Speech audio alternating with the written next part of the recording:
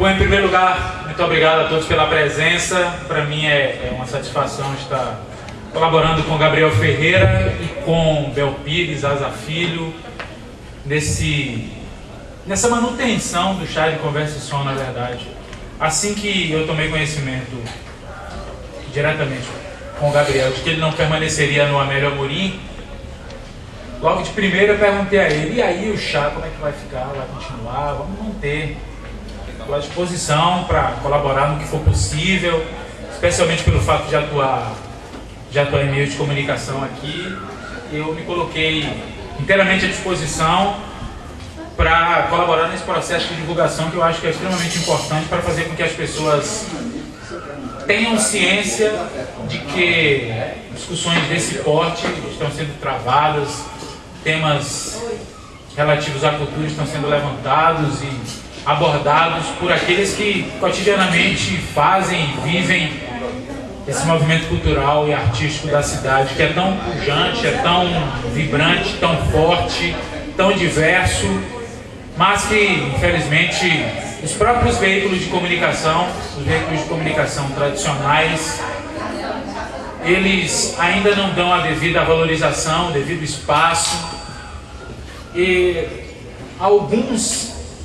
infelizmente, alguns deformadores de opinião ainda sustentam um discurso que já é ultrapassado há muito tempo, que é aquele de que Feira de Santana não tem nada, infelizmente. E o Gabriel, recentemente, quando estávamos aqui conversando com o Asa Filho, quando viemos aqui para fechar a data do chá, nos contou uma situação curiosa relativa a coordenadores de centros de cultura do estado da Bahia que estavam reunidos no Amélio Amorim, numa espécie de seminário, conferência da Secult. E eles estavam a fim de sair à noite aqui em Feira de Santana para acompanhar atividades culturais e artísticas da cidade, mas infelizmente ouviram de pessoas teoricamente envolvidas com o movimento cultural na cidade, ou que teoricamente deveriam ter um conhecimento a respeito do que existe, do que está sendo feito em feira, e essas pessoas, infelizmente, mantiveram essa tese esdrúxula e ultrapassada, que a gente tem que, especialmente aqueles que atuam nos veículos de comunicação, rebater. Aqueles que têm consciência, que acompanham, que estão cientes do que ocorre na cidade, do que é feito em Feira de Santana. Uma cidade em que a gente tem às terças e quartas-feiras um movimento muito forte de jazz na cidade, que agora está no Feira 6 também, e que durante muito tempo rolou no MAC, hoje está acontecendo às quartas no JECA. Outras atividades que ocorrem, como a Quinta Caiubi, deu uma parada agora, mas pelo que a gente sabe do Geraldo Lima e do de Honorina está voltando, o encontro de compositores, que também, pelo que temos conhecimento, está sendo repensado, atividades que o Feira Coletivo Cultural promove, atividades que são encabeçadas pelo Leno Peixoto, projetos que são desenvolvidos lá no Teatro Margarida Ribeiro, enfim. Existe a Cidade da Cultura, que está sempre movimentando esse cenário cultural da cidade.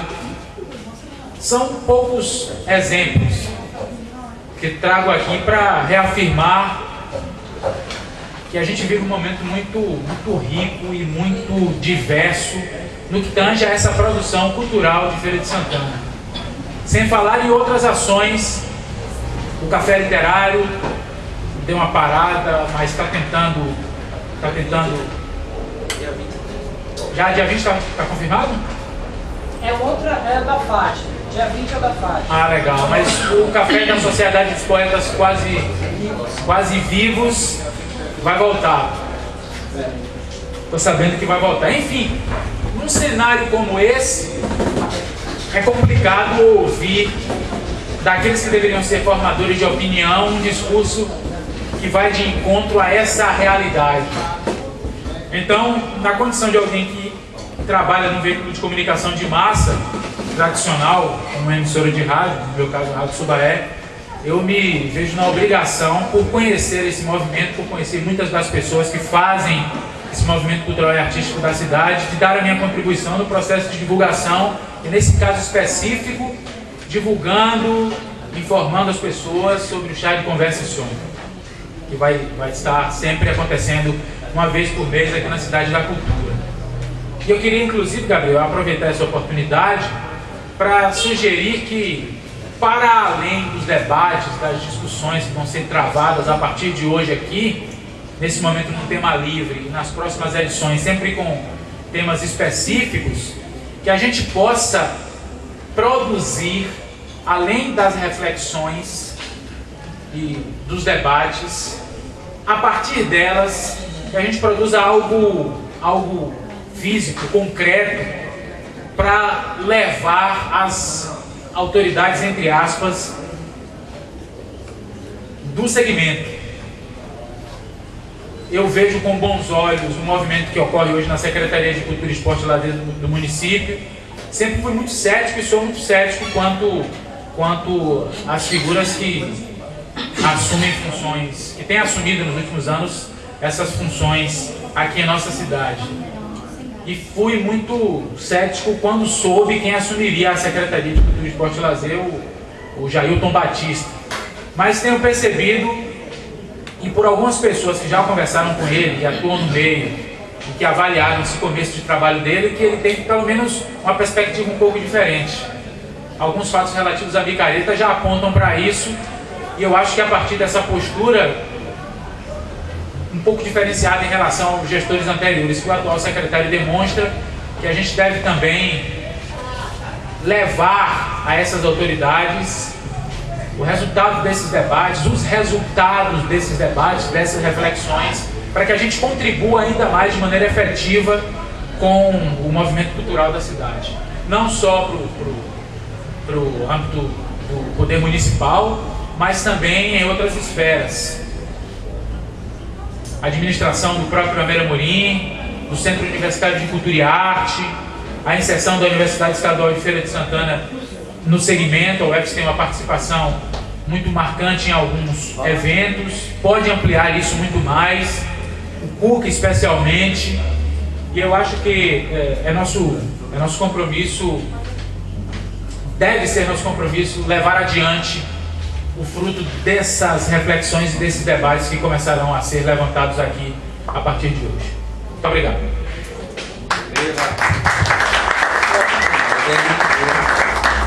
Eu acho que vai ser por documento, vai ser por eco, né? Que com certeza alguém lá fora vai estar sabendo que a gente está ouvindo aqui, né? Claro. Se eu xingava a coordenadora, se eu xingava a diretora da Sudecult no Amélia, ela ficava sabendo por 5 minutos, pô. Por quê? Esse cara não vou ficar sabendo daqui, né? E aí, Bel? Agora, só para fechar, Gabriel, eu penso na seguinte perspectiva, que as reflexões de todos nós aqui, que elas sejam de alguma forma transformadas em proposições, sugestões, propostas, ideias concretas, ideias que possam ser viabilizadas no cotidiano da nossa cidade. É isso aí, né? Bom, boa noite a todas, boa noite a todos, mais uma vez aqui nessa casa. E toda vez que eu passo aqui nessa casa, não só para compartilhar o palco aqui com os artistas, né? Mas para poder apreciar o líquido espirituoso que ocupa essas mesas, e que nesse momento vocês se deliciam, alguns de vocês pelo menos, né? Eu sempre penso no evento que ocorreu quando eu tive a oportunidade de publicar um texto intitulado No Tempo dos Valentes, um livro sobre capoeira, e fui fazer o lançamento na Casa da Linguagem, no Pará, em Belém. E quando eu voltei de Belém, isso foi em 2006, eu cheguei em feira e encontrei um cartaz. E no cartaz estava assim: Bel Pires, voz e berimbau. Aí eu olhei assim, eu achei aquela coisa estranha. Eu digo, rapaz, que é isso, né? Pensei que não, tinha um evento, que era o lançamento do Tempo dos Valentes, aqui, no Espaço Cultural, que o mestre Asa Filho tinha organizado. E isso aqui eu não sabia, né? De repente eu digo, o que é que eu vou fazer? Não tenho uma habilidade, né, que os meninos têm com uma boa viola, né, e uma garganta para bem cantarolar. E aí eu acionei o Regman de prontidão, o Gilson, e aí Gilson botou a viola nas costas e viemos para essa casa e foi uma festa muito legal. Portanto, eu agradeço sempre a família Asa Filho, né, por aquela oportunidade. Bom, e hoje está aqui conversando com vocês, refletindo sobre cultura na cidade, e por mais que esse evento de abertura dessa nova fase do Chá de Conversa e Som não tivesse estabelecido o tema, a gente termina voltando para esse grande desafio que é pensar a cultura na cidade, né? E falar entre Gabriel Ferreira e Osmar Pondé fica difícil, né? Fica muito difícil. E aí eu quero pedir licença a uma memória histórica da nossa cidade, que caminha entre a margem do mito e da realidade. Vou contar uma história que teve no meu sertão. Fala de Luca da Feira, parecido lampião, que pelejava no cangaço no tempo de escravidão. Luca tirava dos mais velhos para os pobres dar o pão. E quem duvida dessa história, me conte sua versão. Juntaram os coronéis que queriam sua prisão, prenderam Luca da Feira, enforcado como cão. Mataram Luca da Feira em tempo de escravidão. A única coisa que queria o preto Lucas era fugir de escravidão. Luca da Feira é uma dessas belas memórias que circulam nas ruas, nos becos, né? Nas lembranças, né? E que a gente simplesmente não observa de como ela diz muito sobre isso que acontece nesse momento. E quando o Pondé sugere, de forma bastante interessante, que se registre, a gente cristalizar essas memórias. As conversas que tivemos nas edições anteriores do Chá foram conversas muito legais, muito interessantes, e que esses registros, eles devem sim estar sendo organizados e que eles devem estar sendo popularizados, vamos dizer assim, para que outros tenham acesso a aquelas conversas, aqueles papos. Então, de repente, essas parcerias que podem estar se buscando, podem tentar publicar aquele material, as imagens, as falas. Eu acho que é uma possibilidade bastante importante. Eu lembrei de um projeto que, assim, os estudantes das ciências sociais encontram um volume de uma coleção que chama Sankofa, e que às vezes não se atenta para a experiência daquele projeto. Aí eu faço vez aqui agora a memória do Abdias Nascimento. O Abdias criou um curso para se discutir a questão racial no Brasil, no Rio de Janeiro, né? Através de uma ONG, o PEAFA, e convidava, né, os professores para poder fazer palestras sobre história da África e da cultura afro-brasileira. Vários anos depois entenderam que aquele curso era muito interessante e reuniram o curso e publicaram livros com o curso. Hoje é bibliografia de referência, né, para aquele que busca informações acerca da experiência dos africanos e dos negros no Brasil. Então, 4 volumes muito interessantes. E nós temos outras experiências nesse sentido também.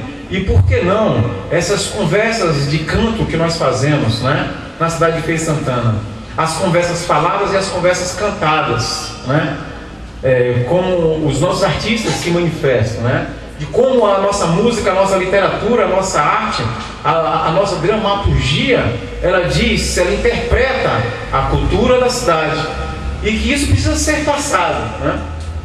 Então eu entendo que esse espaço que o Gabriel Ferreira idealiza, eu acredito que junto com outras pessoas, que eu gosto muito quando nos alerta o Brecht, né?